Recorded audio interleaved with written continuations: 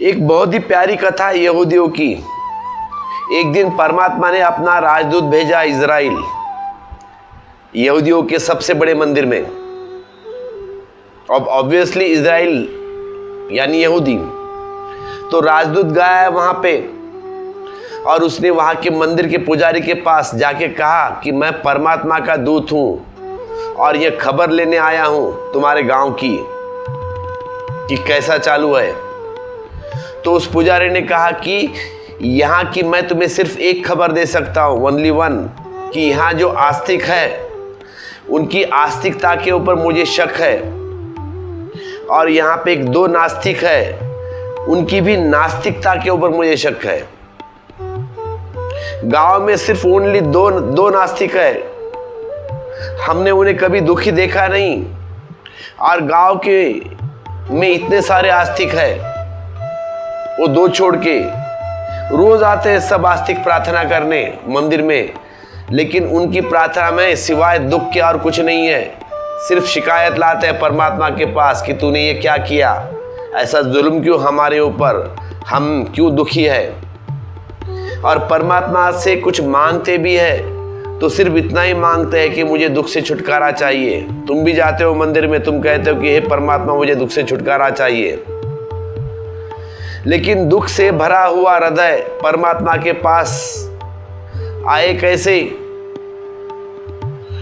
वे सारे इतने दुख में डूबे हैं, उसकी दृष्टि ही इतने अंधेरे से भरी है कि इस जगत में एक तो अंधेरा है पहले से ही, और हम प्रकाश जलाकर भी मिटा देते हैं, और एक भीतर का अंधेरा है, उस अंधेरे का नाम है दुख।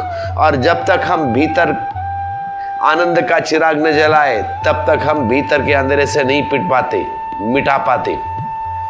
तो पुजारी ने कहा कि हे ईश्वर के दूत, मैं तुम्हें पूछना चाहता हूं कि इस गांव में कौन से लोग हैं जो परमात्मा के राज्य में प्रवेश करेंगे। तो मैं उनसे कहता हूं, राजदूत ने कहा कि मैं तुझे कहता हूं, एक तुझे धक्का लगेगा मेरी बात सुनकर, वे जो दो नास्तिक है ना, सिर्फ वो दो, वे ही परमात्मा के राज्य में प्रवेश कर पाएंगे। अब ये पुजारी भी एकदम परेशान, कैसे क्या।